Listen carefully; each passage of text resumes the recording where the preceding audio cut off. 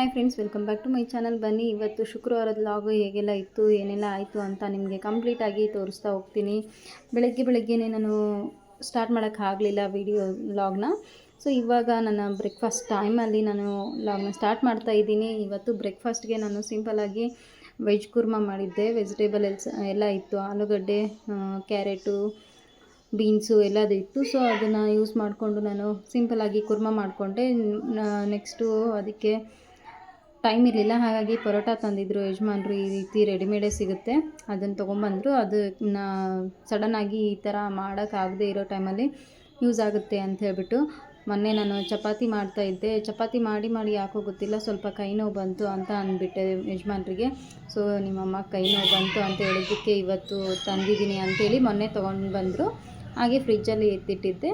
So ಅದನ್ನು ಇವತ್ತು ಮಾಡ್ಕೊಳ್ತಾ ಇದ್ದೀನಿ. ಬೆಳಗ್ಗೆ ಟಿಫಿನ್ಗೆ ಇದನ್ನೇ ಸಾತುಗೆ ಸಾಮಾನ್ವಿಗೆ ಮಾಡಿ ಅವ್ರಿಗೆ ತಿನ್ನಿಸಿ ಸ್ಕೂಲ್ಗೆ ಕಳಿಸಿದ್ದಾಯಿತು. ಯಜಮಾನ್ರು ಕೂಡ ಅದನ್ನೇ ತಿನ್ಕೊಂಡು ಹೋದರು.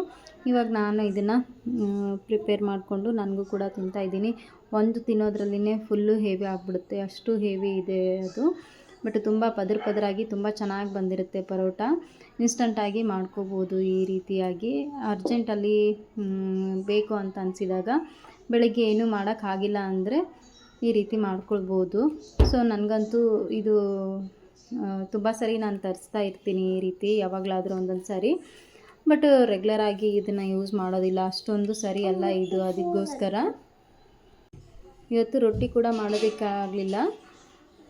ಚಪಾತಿ ಕೂಡ ಮಾಡೋಣ ಅಂತಂದರೆ ಮತ್ತೆ ಹಿಟ್ಟು ನೆನೆಯಿಟ್ಕೊಂಡು ನಾನೇ ಅದನ್ನು ಲಟ್ಟಿಸ್ಕೊಂಡು ಮಾಡೋಷ್ಟರಲ್ಲಿ ಟೈಮ್ ಆಗಿಬಿಡುತ್ತೆ. ಇದನ್ನೇ ಮಾಡ್ಕೊಂಬಿಡೋಣ, ಬೇಗ ಆಗುತ್ತೆ ಅಂತ ಅಂದ್ಕೊಂಡು ಇದನ್ನೇ ಮಾಡಿಕೊಂಡೆ. ಶುಕ್ರವಾರ ಬಂತು, ಸೋಮವಾರ ಬಂತು ಅಂದರೆ ಮತ್ತೆ ಮನೆ ತೊಳೆಯೋದು, ಪೂಜೆ ಮಾಡೋದು ಅದೆಲ್ಲ ಜಾಸ್ತಿಯಾಗಿ ಇದ್ಬಿಡುತ್ತಲ್ಲ, ಸ್ವಲ್ಪ ವರ್ಕ್ಲೋಡ್ ಜಾಸ್ತಿನೇ ಬಿದ್ದುಬಿಡುತ್ತೆ. ಆ ಟೈಮಲ್ಲಿ ಇದೇ ತುಂಬ ಬೆಸ್ಟ್ ಅಂತ ಅನ್ನಿಸ್ತು. ಅದಕ್ಕೆ ಇವಾಗೇ ಮಾಡಿಕೊಂಡೆ. ಸೊ ಇನ್ನೇನು ನಾನು ಊಟ ಮಾಡ್ಕೊಳ್ಬೇಕು. ಊಟ ಮಾಡಿಕೊಂಡು ಮುಂದಿನ ಕೆಲಸ ಎಲ್ಲ ಸ್ಟಾರ್ಟ್ ಮಾಡ್ಕೊಳ್ಬೇಕು. ಬನ್ನಿ ಊಟ ಮಾಡೋಣ. ನನಗೆ ಒಂದು ಹೆವಿ ಆಗುತ್ತೆ ಅಂತ ಅಂದ್ಕೊಳ್ತಾ ಇದ್ದೀನಿ, ನೋಡಬೇಕು. ಒಂದು ತಿನ್ನೋಷ್ಟರಲ್ಲೇ ಸಾಕಾಗೋಯ್ತು ಇದಿಷ್ಟರಲ್ಲಿ. ಆಗ ಊಟ ಸ್ಟಾರ್ಟ್ ಮಾಡ್ತಾ ಇದ್ದೀನಿ ನಾನು. ಟೈಮ್ ಬಂದುಬಿಟ್ಟು ನಿಮಗೆ ತೋರಿಸ್ತೀನಿ. ಟೈಮ್ ಬಂದುಬಿಟ್ಟು 11:30 ಆಗ್ಲಿಕ್ಕೆ ಬಂದಿದೆ. ಇವಾಗ ನಾನು ಫಸ್ಟ್ ಬೇಗ ಟಿಫಿನ್ ಮಾಡಿಕೊಂಡು ನಂತರ ನಾನು ಮಗನಿಗೆ ಲಂಚ್. ಸೊ ಇವಾಗ ನಾನು ಬೇಗ ಊಟ ಮಾಡ್ಕೊಂಡು ನಂತರ ಮಗನಿಗೆ ಲಂಚ್ ಬಾಕ್ಸ್ ರೆಡಿ ಮಾಡಬೇಕು. ಅವನಿಗೆ 12:31 ಅನ್ನೋಷ್ಟರಲ್ಲಿ ರೆಡಿ ಮಾಡಿ ಕಳಿಸ್ಬೇಕು. ಅದಕ್ಕೋಸ್ಕರ ಅಕ್ಕಿಯನ್ನು ನೆನೆಸಿ ಇಟ್ಟಿದ್ದೀನಿ. ಸ್ವಲ್ಪ ಚಪಾತಿ ಮಾಡೋಣ ಅಂತ ಅಂದ್ಕೊಂಡಿದ್ದೀನಿ. ಇದನ್ನೇ ಇಟ್ಟು ಕಳಿಸಿದರೆ ಅವನಿಗೆ ತಿನ್ಲಿಕ್ಕೆ ಬರೋದಿಲ್ಲ, ಅದೆಲ್ಲ ಪದ್ರ ಇರುತ್ತೆ, ಅದು ಸ್ವಲ್ಪ ಗಟ್ಟಿಯಾಗಿ ಕೂಡ ಇರುತ್ತೆ. ಅದಕ್ಕೋಸ್ಕರ ಅವನಿಗೆ ತಿನ್ನಲಿಕ್ಕಾಗಲ್ಲ ಅಂತೇಳ್ಬಿಟ್ಟು ತೆಳುವಾಗಿ ಒಂದು ಚಪಾತಿ ಇಟ್ಬಿಟ್ರೆ ಆಯಿತು. ಅದ್ರ ಜೊತೆ ಒಂದು ಸ್ವಲ್ಪ ರೈಸ್ ಇಟ್ಬಿಟ್ರೆ ಸಾಕು, ತಿಂತಾನೆ ಅವನು ಅಂತ ಅಂದ್ಕೊಂಡು ಚಪಾತಿ ಮಾಡ್ತಾಯಿದ್ದೀನಿ. ಸೊ ಈಗ ಹೇಗೋ ಪಲ್ಯ ರೆಡಿನೇ ಇದೆ. ಅದಕ್ಕೋಸ್ಕರ ಫುಲ್ಲು ಮನೆಯೆಲ್ಲ ಕತ್ತಲಾಗಿದೆ, ಮೋಡ ಎಲ್ಲ ಹೊರಗಡೆ ಮೋಡ ಕವಿದಿದೆ. ಇನ್ನೇನು ಶ್ರಾವಣ ಮಾಸ ಬಂತಲ್ವ, ಮನೆಯೆಲ್ಲ ಕ್ಲೀನ್ ಮಾಡ್ಕೊಳ್ಬೇಕು, ಹಾಸಿಗೆ ತೊಳ್ಕೊಬೇಕು. ಅದಕ್ಕೆ ಇವತ್ತೆಲ್ಲ ಹಾಸಿಗೆ ತೊಳೆದಾಕಿದ್ದೀವಿ. ಯಜಮಾನ್ರು ಇದ್ದಾಗೇ ಇಬ್ಬರು ಸೇರಿ ಮಾಡಿಕೊಂಡ್ರೆ ಸ್ವಲ್ಪ ಹೆವಿ ಅನಿಸಲ್ಲ. ಇಲ್ಲ ಅವರು ಒಬ್ಬರಿಗೆ ಮಾಡೋಕ್ಕೂ ಹೆವಿ, ನಾನು ಒಬ್ಬರಿಗೆ ಮಾಡೋಕ್ಕೂ ಹೆವಿನೇ. ಅದಕ್ಕಾಗಿ ಅವರೇನೆ ಬೆಳಗ್ಗೆ ಎಲ್ಲ ತೊಳೆದು ಕೊಟ್ಟರು. ಸ್ವಲ್ಪ ಹಾಸಿಗೆ ಅಂದರೆ ಸ್ವಲ್ಪ ವೇಟ್ ಇರುತ್ತಲ್ವ, ನಾನೇ ಒಬ್ಬಳೇ ಮಾಡ್ಕೋತೀನಿ ಇಲ್ಲ ಅಂತಲ್ಲ, ಅವ್ರಿಗೆ ಒಬ್ಬಳೇ ಆಗ್ತಾಳೆ ಅಂತ ಹೇಳ್ಬಿಟ್ಟು ಅವರೇ ಮಾಡಿಬಿಡ್ತಾರೆ ಜಾಸ್ತಿಯಾಗಿ. ಹಾಗಾಗಿ ಕೆಲಸದವ್ರಿಗೆ ಅಂಥವೆಲ್ಲ ನಾವು ಹಚ್ಚೋದಿಲ್ಲ. ಇಂಥವೆಲ್ಲ ಕೆಲಸ ನಾವೇ ಮಾಡ್ಕೊಳ್ತೀವಿ. ಅವರೇನಿಲ್ಲ, ಜಸ್ಟ್ ಡೈಲಿ ವೇರ್ ಬಟ್ಟೆಗಳು ಅಂಥದ್ದಷ್ಟೇ ಅವ್ರಿಗೆ ಕೊಡೋದು ನಾವು ಬಟ್ಟೆಗಳಂತ ತೊಳೆಯೋದಕ್ಕೆ. ಈಗ ಇವತ್ತು ಹಾಸಿಗೆ ಎಲ್ಲ ತೊಳೆದಾಕಿದೆ. ಬೆಳಗ್ಗೆ ಬಿಸಿಲು ಚೆನ್ನಾಗಿ ಬಂದಿತ್ತು, ಬಿಸಿಲು ಬಂದಿದೆ ಅಂತಲೇ ತೊಳೆದಾಕಿತ್ತು. ಬಟ್ ಇವಾಗ ಮೋಡ ಫುಲ್ಲು ಮುಚ್ಕೊಂಡ್ಬಿಟ್ಟಿದೆ. ಸ್ವಲ್ಪ ಮಳೆ ಕೂಡ ಬಂತು. ಈ ಕಡೆ ಒಂದು ಕಡೆ ಅಷ್ಟೊಂದು ನೀರು ಸಿಡಿಯಲ್ಲ, ಆ ಕಡೆ ಹಾಕಿದ್ದೀನಿ ಅವನ್ನೆಲ್ಲ. ನೋಡಬೇಕು, ಬಿಸಿಲು ಬಿದ್ದರೆ ಚೆನ್ನಾಗಿರುತ್ತೆ. ಎಲ್ಲ ಹಾಸಿಗೆನೂ ತೊಳೆದ್ಬಿಟ್ಟಿದ್ದಾರೆ ಇವರು. ಅದರಲ್ಲಿ ಮತ್ತು ಬೇರೆವೆಲ್ಲ ಹೊಸವು ಬಳಸಬೇಕಾಗುತ್ತೆ. ರಾತ್ರಿ ಏನಾದರೂ ಒಂದು ಕೇಸು ಬಟ್ಟೆ ಹಾಸಿಗೆ ಎಲ್ಲ ಒಣಗಿಲ್ಲ ಅಂತಂದರೆ ಅಷ್ಟೇ ಮಾಡೋದಾಗುತ್ತೆ, ಹೊಸದೇ ಬಳಸ್ಕೋಬೇಕಷ್ಟೇ. ಹಾಗೆ ಇಲ್ಲಿ ಒಂದು ಮನೆಯದು ಸ್ವಲ್ಪ ಅವರೆಲ್ಲ ಕನ್ಸ್ಟ್ರಕ್ಷನ್ ನಡೆಸೋದಕ್ಕೋಸ್ಕರ ಹಳೆ ಮನೆಗಳಿತ್ತು, ಅದನ್ನೆಲ್ಲ ಬೆಳೆಸ್ತಾ ಇದ್ದಾರೆ. ಅದರದ್ದೆಲ್ಲ ಡಸ್ಟು ಸೌಂಡು ತುಂಬಾ ಬರ್ತಾಯಿದೆ ಮನೆ ಒಳಗಡೆ. ಹಾಗಾಗಿ ಡಿಸ್ಟರ್ಬೆನ್ಸ್ ಜಾಸ್ತಿ ಆಗುತ್ತೆ ಅಂಥೇಳಿ ಎಲ್ಲದೂ ಕ್ಲೋಸ್ ಮಾಡಿಬಿಟ್ಟಿದ್ದೀನಿ. ಕತ್ಲು ಕಾಣಿಸುತ್ತಾ ಇದೆ, ಅದಕ್ಕೋಸ್ಕರ.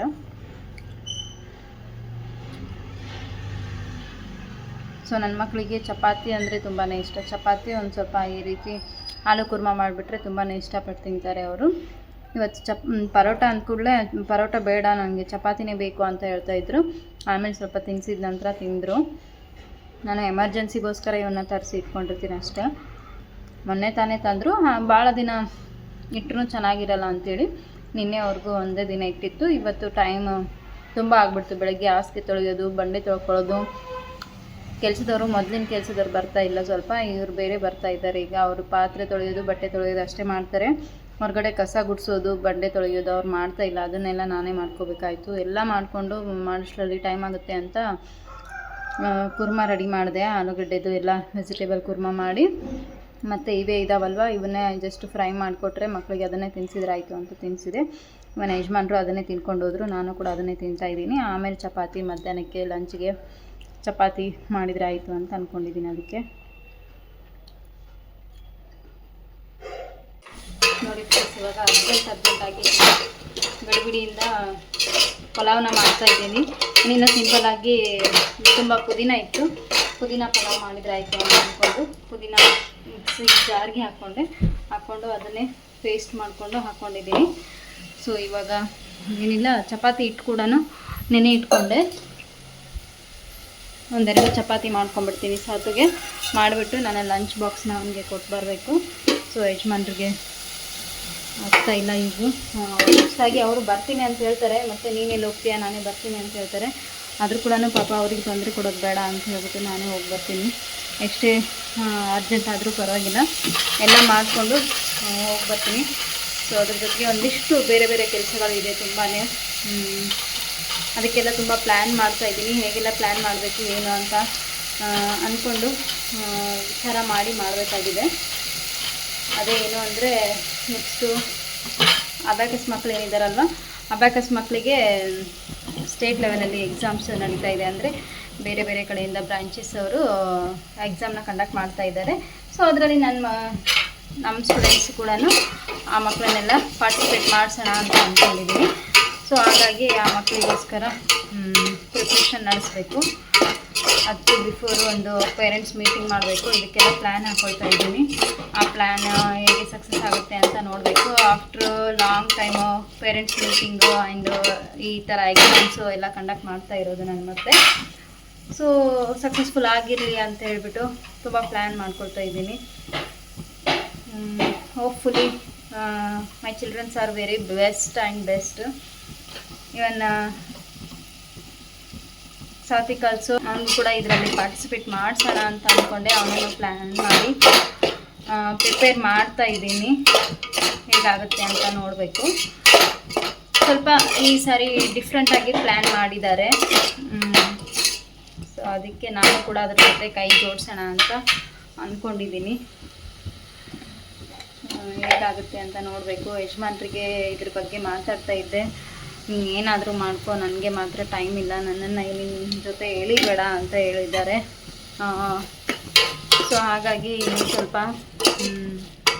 ಪ್ಲ್ಯಾನ್ ಏನೇನು ಆಗುತ್ತೆ ಅಂತ ಗೊತ್ತಾಗ್ತಾ ಇಲ್ಲ.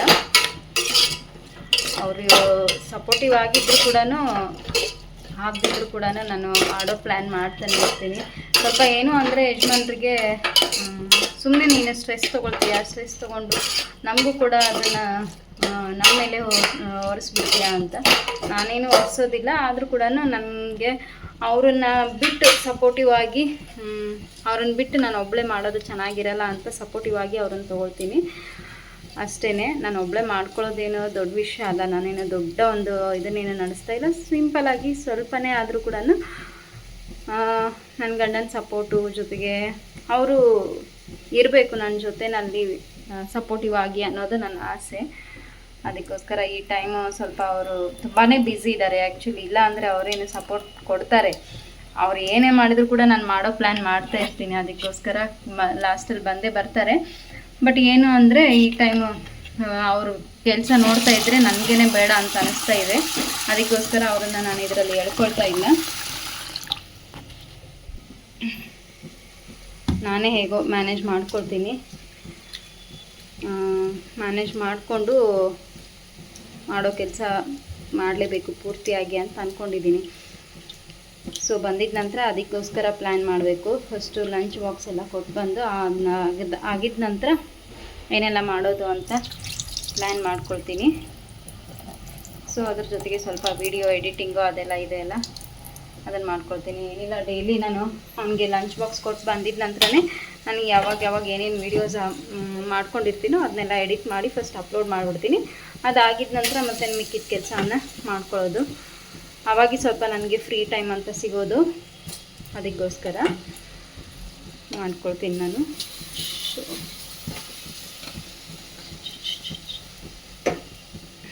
ಆ ಕಡೆ ಬಿಸಿ ನೀರು ಕಾಯೋದಕ್ಕಿಟ್ಟಿದ್ದು ಬೇಗ ಆಗ್ಬಿಡುತ್ತೆ ಅಂತ ಹೇಳ್ಬಿಟ್ಟು.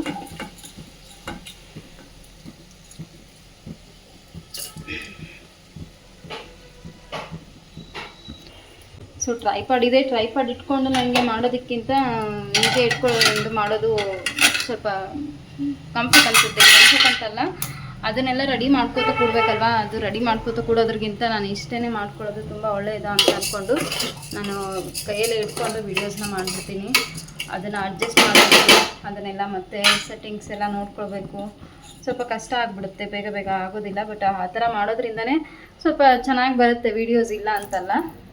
ನನಗೆ ಕೆಲಸದ ಟೈಮಲ್ಲಿ ಅದಕ್ಕೆಲ್ಲ ಸ್ವಲ್ಪ ಟೈಮ್ ಕೊಟ್ಟೆ ಅಂತಂದರೆ ತುಂಬ ಡಿಲೇ ಆಗಿಬಿಡುತ್ತೆ. ಅದಕ್ಕೋಸ್ಕರ ಹೀಗೆ ಮಾಡ್ಕೊಂಡ್ಬಿಡ್ತೀನಿ. ನನ್ನ ವೀಡಿಯೋಸ್ ಇಂಟ್ರೆಸ್ಟ್ ಇರೋರು ಹೇಗಿದ್ರು ನೋಡ್ತಾರೆ. ಅದು ಹಾಗೇ ಇರಬೇಕು, ಹೀಗೆ ಇರಬೇಕು, ಟ್ರೈಪಾಡಲ್ಲೇ ಮಾಡಿರಬೇಕು ಅಂತ ಏನೂ ಇರಲ್ಲ ಅಲ್ವಾ. ಹಾಗಾಗಿ ವ್ಯೂಸ್ ಎಷ್ಟು ಬರುತ್ತೋ ಅಷ್ಟೇ ಬರಲಿ ಅಂದ್ಕೊಂಡು ಹೀಗೆ ಮಾಡ್ತೀನಿ ನಾನು ಅಷ್ಟೇ. ಮತ್ತೆ ಸಿಗ್ತೀನಿ ಫ್ರೆಂಡ್ಸ್ ನಿಮಗೆ. ಒಂದು ಇದಿಷ್ಟೆಲ್ಲ ರೆಡಿ ಆಗಿದ್ದ ಕೂಡಲೇ ಆಮೇಲೆ ಸಿಗ್ತೀನಿ. ಸೊ ಈ ಕಡೆ ಅನ್ನ ರೆಡಿ ಆಗ್ತಾ ಇದೆ. ಪಲಾವು ಸ್ವಲ್ಪ ಸೋಯಾ ಹಾಕಿನೇ ಮಾಡ್ತೀನಿ. ಸೋಯಾ ನನ್ನ ಮಗಳಿಗೆ ಬೇಕೇ ಬೇಕು. ಪಲಾವು ಈ ಥರ ರೈಸ್ ಮಾಡಿದ್ದೀನಿ ಅಂದರೆ ಸಾಕು ಅವಳಿಗೆ. ಅದರಲ್ಲಿ ಮೊದಲು ಸೋಯಾ ಕೇಳ್ತಾಳೆ. ಸೋಯಾ ಹಾಕಿಲ್ಲ ಅಂತಂದರೆ ಮತ್ತೆ ಊಟನೇ ಮಾಡೋದಿಲ್ಲ ಅವಳು. ಅವಳಿಗೋಸ್ಕರ ಸೋಯಾ ಹಾಕಿ ಬಿಡ್ತೀನಿ. ಫಸ್ಟು ಫುಲ್ ಘಮ ಬರ್ತಾಯಿದೆ ಪುದೀನದು. ಈ ಟೈಮಲ್ಲಿ ಇದು ಒಂದು ಸ್ವಲ್ಪ ಮಾನ್ಸೂನ್ ಟೈಮ್ ಅಲ್ವಾ, ಮಾನ್ಸೂನ್ ಟೈಮಲ್ಲೇ ಈ ಥರ ಪುದೀನ ಆಗಿರ್ಬೋದು, ಬೆಳ್ಳುಳ್ಳಿ, ಹಸಿ ಅಲ್ಲ ಇದನ್ನೆಲ್ಲ ಯೂಸ್ ಮಾಡೋದ್ರಿಂದ ಗಂಟ್ಲು ಕೆತ್ತ ಆಗಿರ್ಬೋದು, ಶೀತ, ಕೆಮ್ಮು, ನೆಗಡಿ ಅದೇನೂ ಬರೋದಿಲ್ಲ. ಸ್ವಲ್ಪ ಆದಷ್ಟು ಆ ಥರದ್ದೆಲ್ಲ ಯೂಸ್ ಮಾಡ್ಕೊಳ್ಳೋದು ಇನ್ನೂ ಒಳ್ಳೆಯದೇ ಆಗಿರುತ್ತೆ. ಕ್ಲೈಮೇಟ್ ಎಲ್ಲ ತುಂಬ ಸ್ವಲ್ಪ ಕೆಡ್ತಾ ಇದೆ ಅಲ್ವಾ ಹೀಗೆ, ಅದಕ್ಕೋಸ್ಕರ. ಸೊ ಆ ಕಡೆ ರೈಸ್ ಹಾಕ್ತಾ ಈ ಕಡೆ ಒಂದೆರಡು ಚಪಾತಿ ಮಾಡ್ಕೊಂಡ್ಬಿಡ್ತೀನಿ. ಚಪಾತಿ ಮಾಡಿಕೊಂಡ್ರೆ ರೆಡಿ ಆಗಿಬಿಡುತ್ತೆ ಅಡುಗೆ ಎಲ್ಲದು.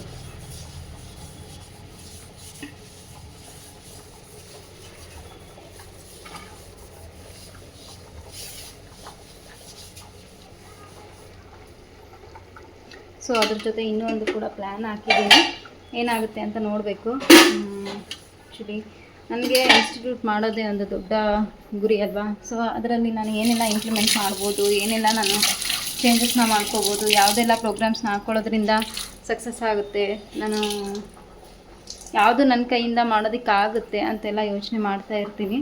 ಸೊ ಹಾಗಾಗಿ ಅದಕ್ಕೂ ಒಂದೆರಡು ಪ್ಲ್ಯಾನ್ಗಳನ್ನು ಹಾಕಿದ್ದೀನಿ. ಆದಷ್ಟು ಅದನ್ನು ಕೂಡ ನೆರವೇರಿಸ್ಕೋಬೇಕು ಅಂತ. ಏನಾಗುತ್ತೆ ನೋಡಬೇಕು. ಅದನ್ನು ಈಗ ಹೇಳಲ್ಲ ನಾನು ನಿಮಗೆ, ಅದೆಲ್ಲ ಆಗಿದ ನಂತರನೇ ಹೇಳೋಣ ಅಂತ ಅಂದ್ಕೊಳ್ತಾ ಇದ್ದೀನಿ. ಇವಾಗೇ ಹೇಳಿದರೆ ಚೆನ್ನಾಗಿರಲ್ಲ, ಮತ್ತು ಅದು ಕೈ ಕೊಡ್ತು ಆಗಿಲ್ಲ ಅಂತಂದರೆ ಸುಮ್ಮನೆ ಹೇಳಿದೆ ಅಂತ ಅನಿಸ್ಬಿಡುತ್ತೆ ಅಲ್ವಾ, ಅದಕ್ಕೋಸ್ಕರ. ಸೊ ಈ ಕಡೆ ರೈಸ್ ಕೂಡ ಆಗ್ತಾ ಬಂತು. ಇವನು ಚಪಾತಿ ಒಂದೆರಡು ಸಾಕು, ಎರಡಷ್ಟೇ ಮಾಡ್ಕೊಂಡಿದ್ದೀನಿ. ಆಲ್ಮೋಸ್ಟ್ ಎಲ್ಲದು ನಾನು ಯಜಮಾನ್ರಿಗಾಯಿತು ಮಕ್ಕಳಿಗಾಯಿತು ಅವಾಗೇ ಬಿಸಿ ಬಿಸಿಯಾಗಿಯೇ ಮಾಡಿ ಕೊಡೋದು. ಸೊ ಹಾಗಾಗಿ ಇವಾಗೇ ನಾನು ಮಾಡಿ ಇಡೋದಿಲ್ಲ ಯಜಮಾನ್ರಿಗೂ ಕೂಡ. ಅವರು ಮಧ್ಯಾಹ್ನ ಬಂದಾಗೇ ಬಿಸಿ ಬಿಸಿಯಾಗಿ ಅವರಿನ್ನೂ ಬರ್ತಾರೆ ಒಂದು 10 ಮಿನಿಟ್ಸ್ ಅಂತ ಇರುವಾಗ ನಾನು ಮಾಡಿಕೊಟ್ಟಿರ್ತೀನಿ. ಸೊ ಇವಾಗ ಈ ಕಡೆ ಚಪಾತಿ ಬೇಯಿಸ್ಕೊಂಡ್ಬಿಡ್ತೀನಿ ಫಸ್ಟು.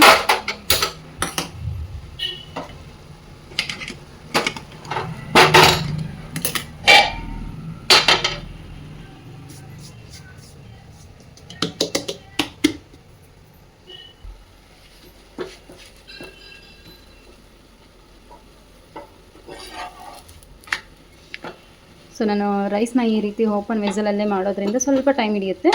ಅದೇ ಕುಕ್ಕರಲ್ಲಿ ಹಾಕಿಟ್ಟಿದ್ರೆ ಇಷ್ಟೊತ್ತಿಗೆ ವಿಸಲ್ ಎಲ್ಲ ಬಿಟ್ಟು ರೆಡಿ ಆಗಿರೋದು ರೈಸು. ಆದರೂ ಇದೇ ರೀತಿಯಾಗಿಯೇ ಟೇಸ್ಟ್ ಕೊಡುತ್ತೆ ತುಂಬ. ಸ್ವಲ್ಪ ಹಾಗೆ ಈ ರೀತಿ ಮಾಡ್ಕೊಳ್ಳೋದ್ರೆ ಹೆಲ್ತ್ಗೆ ಒಳ್ಳೆಯದು ಅಂತ ಹೇಳ್ತಾರೆ. ಆ್ಯಂಡ್ ಇನ್ನು ಏನು ಅಂದರೆ ಈ ರೀತಿ ಮಾಡೋದ್ರಿಂದ ಅಡುಗೆ ಕೂಡ ಕ್ವಾಂಟಿಟಿನಲ್ಲಿ ಜಾಸ್ತಿ ಬರುತ್ತೆ. ಕುಕ್ಕರಲ್ಲಿ ಮಾಡೋದಕ್ಕಿಂತ ಇದರಲ್ಲಿ ಮಾಡಿದ್ರೆ ಕ್ವಾಂಟಿಟಿ ಜಾಸ್ತಿ ಬರುತ್ತೆ. ಬೇಕಾದರೆ ನೋಡಿ, ನೀವು ಒಂದೇ ಅಳತೆದು ರೈಸ್ನ ಈ ರೀತಿ ಒಂದು ಸಾರಿ ಓಪನ್ ವೆಸಲಲ್ಲೇ ಮಾಡಿ ನೋಡಿರಿ. ಹಾಗೆ ಒಂದು ಕುಕ್ಕರಲ್ಲಾದರೂ ಕೂಡ ಇನ್ನೊಂದು ಸಾರಿ ಮಾಡಿ ನೋಡಿ. ಜಾಸ್ತಿ ಇದರಲ್ಲಿ ಕ್ವಾಂಟಿಟಿ ಬರುತ್ತೆ, ಅದರಲ್ಲಿ ಕ್ವಾಂಟಿಟಿ ಬರೋದಿಲ್ಲ, ತುಂಬಾ ಕಡಿಮೆ ಆಗಿಬಿಡುತ್ತೆ ಅದಕ್ಕೆ. ಸೊ ನಾನು ಕ್ವಾಂಟಿಟಿ ಪರ್ಪೋಸ್ ಮಾಡ್ತೀನಿ ಅಂತೇನಿಲ್ಲ, ನಮ್ಮ ಮನೇಲಿ ಎಲ್ರಿಗೂ ಈ ಥರ ಮಾಡೋದು ಇಷ್ಟ, ಅದಕ್ಕೋಸ್ಕರ ನಾನು ಮಾಡ್ತೀನಿ. ನಮಗೇನು 1 ಕಪ್ ಬದಲು ಇನ್ನೂ 1 ಕಪ್ ಹೆಚ್ಚು ಹಾಕ್ಕೊಂಡ್ರೆ ಅದೇನು ಕ್ವಾಂಟಿಟಿ ನಮಗೆ ಸರಿ ಹೋಗೋ ಥರನೇ ಇರುತ್ತೆ. ಬಟ್ ಲೆಕ್ಕಾಚಾರ ಹಾಕಿ ಎಲ್ಲ ನೋಡಬೇಕು ಅಂತಂದರೆ ಕ್ವಾಂಟಿಟಿನ ನೋಡ್ಕೋಬೇಕು. ಮತ್ತು ಅದೇ ರೀತಿ ಲೆಕ್ಕಾಚಾರ ಇಲ್ಲದೇ ಮಾಡ್ತೀನಿ ಅಂತಂದರೆ ಜಾಸ್ತಿನೇ ಹೋಗ್ಬಿಡುತ್ತಲ್ವ. ಈ ರೀತಿ ಮಾಡೋದ್ರಿಂದ ಸ್ವಲ್ಪ ಕಡಿಮೆನೇ ಹಿಡಿಯುತ್ತೆ ಅಡುಗೆ.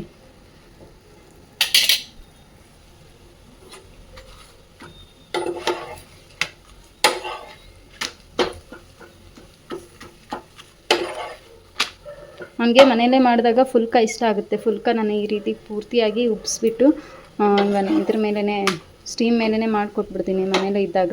ಈ ರೀತಿ ನಾವು ಚಪಾತಿ ಬಾಕ್ಸಲ್ಲೇ ಹಾಕಿಡೋ ಟೈಮಲ್ಲಿ ಫುಲ್ಕ ಅಂದರೆ ಸ್ವಲ್ಪ ರಫ್ ಆಗಿಬಿಡುತ್ತೆ, ಅದು ಆಯಿಲ್ ಅಪ್ಲೈ ಮಾಡಿರೋದಲ್ವ, ಅದಕ್ಕೋಸ್ಕರ ಚಪಾತಿನೇ ಮಾಡಿ ಇಟ್ಬಿಟ್ಟಿದ್ದೀನಿ ಅದಕ್ಕೆ. ಸೊ ನಮಗೆ ಒಂದಷ್ಟೇ ಚಪಾತಿ ಇಟ್ಟಿದ್ದೀನಿ, ಇನ್ನೂ ಒಂದು ಚಪಾತಿ ಹಾಗೆ ಉಳಿಸಿದ್ದೀನಿ. ಅವನು ತಿನ್ನೋದಾಗೋದಿಲ್ಲ ಅವನಿಂದ. ಸ್ವಲ್ಪನೇ ಪಲ್ಯ ಹಚ್ಚಿದ್ದೀನಿ ಕುರ್ಮ, ಕೆಳಗಡೆ ಒಂದಿಷ್ಟು ಪಲಾವ್ ಇಟ್ಟಿದ್ದೀನಿ. ಸ್ನ್ಯಾಕ್ಸ್ಗೆ ಒಂದು ಸ್ವಲ್ಪ ಸೇವ್ ಹಾಕಿದ್ದೀನಿ, ದಾಣಿ ಜೊತೆಗೆ ಒಂದು ಸಣ್ಣದು ಚಿಕ್ಕಿ ಇಟ್ಟಿದ್ದೀನಿ. ಅವ್ನು ತಿಂತಾನೆ ಬಿಡ್ತಾನೆ. ಅವನಿಗೆ ಈ ಥರ ಚಿಕ್ಕಿ ಇಷ್ಟ ಆಗೋಲ್ಲ, ತುಂಬ ಚಿಕ್ಕದು ಇರುತ್ತೆ, ಅದು ಇಷ್ಟ ಆಗುತ್ತೆ. ಅದಕ್ಕೆ ಒಂದೆರಡು ಸಾಲ್ಟೆಡ್ ಪಿಸ್ತಾ ಹಾಕ್ಬಿಡ್ತೀನಿ ಅವನಿಗೆ.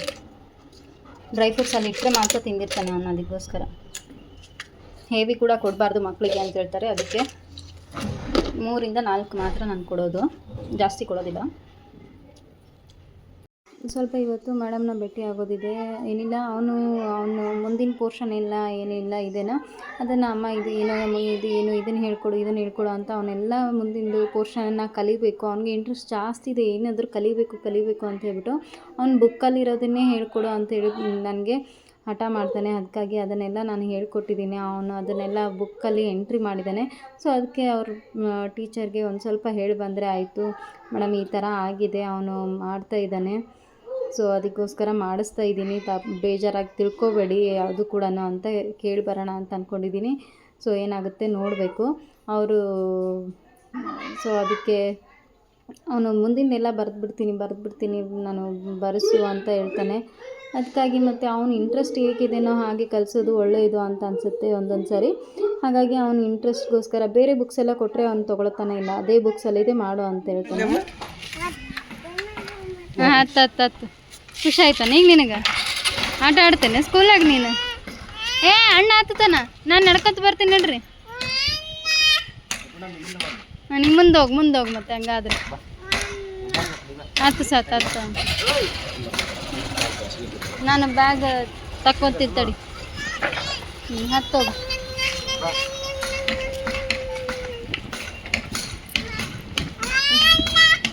ಮುಂದೆ ಹತ್ತಿ ಬಿಡು ಸಾಕು ನೀನು. ತರಿ ಬ್ಯಾಗ್ ತರಿ. ಹತ್ತು. ಏಂತ